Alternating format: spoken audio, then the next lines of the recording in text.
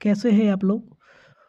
उम्मीद करते हैं अच्छे होंगे। दोस्त, हम आज आप लोगों के सामने जीके के बहुत ही महत्वपूर्ण क्वेश्चन लाए हैं, जो कि आरआरबी एनटीपीसी के लिए बहुत ही महत्वपूर्ण होगा। और यह है नवीन सर जी के द्वारा कराए गए प्रैक्टिस सेट का क्वेश्चन ही है। तो पहला क्वेश्चन है आप लोगों के सामने कि एंथ्यूरियम, जिसका नामकरण एक प्रसिद्ध फूल के नाम पर हुआ है, यह निम्न में से किस राज्य का एक प्रमुख पर्व है। इसका पहला विकल्प दिया है कि मिजोरम, दूसरा विकल्प है बी नागालैंड, तीसरा है मणिपुर, चौथा है अरुणाचल प्रदेश। तो इसका सही आंसर हो जाएगा विकल्प नंबर 1 मिजोरम। ये जो एंथ्यूरियम जो है यह मिजोरम का है, और ये नागालैंड का जो है ये हार्नबिल है, और मणिपुर का चेरा ओवा और लुई नागाई है, और अरुणाचल प्रदेश का लोसार और सोलुंग है। और अगले क्वेश्चन की तरफ बढ़ते हैं, और ये दूसरा क्वेश्चन दिया हुआ है कि कोलकली में की जाने वाली एक लोक कला है, यानी कि कोलकली कहाँ पर की जाती है। तो विकल्प ए है कि केरल के उत्तरी मालाबार क्षेत्र में, विकल्प बी है उत्तर प्रदेश के पूर्वी भाग में, विकल्प सी है गुजरात के दक्षिणी भाग में, विकल्प डी है उत्तर प्रदेश के पश्चिमी भाग में। तो कोलकली जो है ये केरल के उत्तरी मालाबार क्षेत्र का है। इसका विकल्प नंबर ए जो है सही हो जाएगा। और अगले क्वेश्चन की तरफ बढ़ते हैं, और 3 नंबर क्वेश्चन दिया है, कह रहा है कि मधुबनी कला किस भारतीय राज्य से संबंधित है। विकल्प ए है बंगाल, विकल्प बी है महाराष्ट्र, विकल्प सी है बिहार, विकल्प डी है पंजाब। तो ये जो मधुबनी कला है ये बिहार से संबंधित है। इसका विकल्प नंबर सी सही है। और ये बंगाल में जो है अल्पना की जाती है, और महाराष्ट्र में वारली और रंगोली की जाती है, और पंजाब में जो है फुलकारी की जाती है, कलमकारी, फुलकारी। और ये बिहार में जो है मधुबनी कला के साथ साथ जादू पटिया और पैतकर भी की जाती है। और अगला क्वेश्चन दिया हुआ है, ये 4 नंबर क्वेश्चन कह रहा है कि पुस्तक इंटरप्रेटर ऑफ बालाडीज द्वारा लिखी गई है, यानी कि पुस्तक इंटरप्रेटर ऑफ बालाडीज किसके द्वारा लिखी गई है। विकल्प ए है नयनतारा सहगल के द्वारा, विकल्प बी है झुम्पा लाहिड़ी के द्वारा, विकल्प सी है अरुंधति राय के द्वारा, विकल्प डी है शोभा डे के द्वारा। तो ये पुस्तक इंटरप्रेटर ऑफ बाल्डीज जो है ये झुम्पा लाहिड़ी के द्वारा लिखी गई है। इसका विकल्प नंबर भी जो है सही हो जाएगा। और अगला क्वेश्चन दिया हुआ है 5 नंबर क्वेश्चन, ये कह रहा है कि बीटिंग द रिट्रीट आधिकारिक तौर पर भारत के किस राष्ट्रीय उत्सव की समाप्ति को दर्शाता है।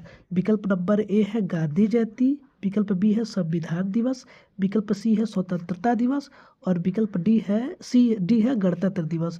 तो ये बीटिंग द रिट्रीट आधिकारिक तौर पर जो है गणतंत्र दिवस के उत्सव की समाप्ति पर मनाया जाता है। विकल्प नंबर डी इसका सही हो जाएगा। और अगला क्वेश्चन दिया हुआ है 6 नंबर क्वेश्चन, ये कह रहा है कि भारतीय मूल का प्रथम नागरिक जिसे नोबेल शांति पुरस्कार प्रदान किया गया है। विकल्प ए है रविंद्रनाथ टैगोर, विकल्प बी है मदर टेरेसा, विकल्प सी है कैलाश सत्यार्थी, और विकल्प डी है इनमें से कोई नहीं। तो भारतीय मूल का प्रथम नागरिक पुरस्कार नोबेल पुरस्कार शांति पुरस्कार जो है सबसे पहले कैलाश सत्यार्थी को प्रदान किया गया है। विकल्प नंबर सी इसका सही हो जाएगा। और अगला क्वेश्चन दिया हुआ है 7 नंबर क्वेश्चन कि भारत में किस प्रकार की सरकार है। विकल्प ए है राजतंत्रीय, विकल्प बी है संप्रदायवादी, विकल्प सी है संसदीय, और विकल्प डी है अल्पतंत्री। तो भारत में जो है ये संसदीय सरकार है। इसका विकल्प नंबर सी जो है संसदीय सही हो जाएगा। और अगला क्वेश्चन दिया हुआ है 8 नंबर क्वेश्चन, कह रहा है कि 9 दिसंबर 1946 को आयोजित संविधान सभा की प्रथम बैठक के अध्यक्ष कौन थे।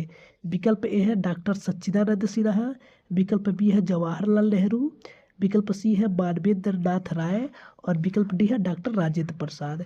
तो 9 दिसंबर 1946 को जो है संविधान सभा की प्रथम बैठक में डॉक्टर सच्चिदानंद सिन्हा जो है अध्यक्ष बने थे। ये अभी अस्थायी अध्यक्ष थे, वो 2 दिन के लिए बने थे। दूसरी बार 11 दिसंबर 1946 को जो है दूसरी बैठक हुई थी, जिसमें अस्थायी अध्यक्ष डॉक्टर राजेंद्र प्रसाद को बनाया गया था। और अगला क्वेश्चन है 9 नंबर क्वेश्चन, कह रहा है कि भारतीय संविधान के राज्य के नीति निर्देशक सिद्धांतों को किस देश के संविधान से लिया गया है। विकल्प ए है कनाडा के संविधान, विकल्प बी है आयरलैंड के संविधान, विकल्प सी है फ्रांस के संविधान, और विकल्प डी है अमेरिका के सिद्धांत। तो ये जो नीति निर्देशक सिद्धांत जो है आयरलैंड के संविधान से लिया गया है। इसका विकल्प नंबर बी जो है सही हो जाएगा। और अगला क्वेश्चन दिया हुआ है 10 नंबर क्वेश्चन कि पंडित जवाहरलाल नेहरू ने किस तिथि को संविधान सभा में उद्देश्य प्रस्ताव प्रस्तुत किया था? पहला विकल्प 13 दिसंबर 1948, दूसरा विकल्प है 13 दिसंबर 1946, तीसरा विकल्प है 13 दिसंबर 1949 और चौथा विकल्प है 13 दिसंबर 1947 को। तो पंडित जवाहरलाल नेहरू ने संविधान सभा में उद्देश्य प्रस्ताव को 13 दिसंबर 1946 को प्रस्तुत किया था। विकल्प नंबर इसका भी सही हो जाएगा। और अगला क्वेश्चन दिया हुआ है 11 नंबर क्वेश्चन की भारतीय संविधान का कौन सा अंग जर्मनी के संविधान से लिया गया है? विकल्प ए है संविधान का संशोधन, विकल्प बी है संघीय प्रणाली और विकल्प सी है एकल नागरिकता और विकल्प डी है आपातकाल के दौरान मौलिक अधिकारों का निलंबन।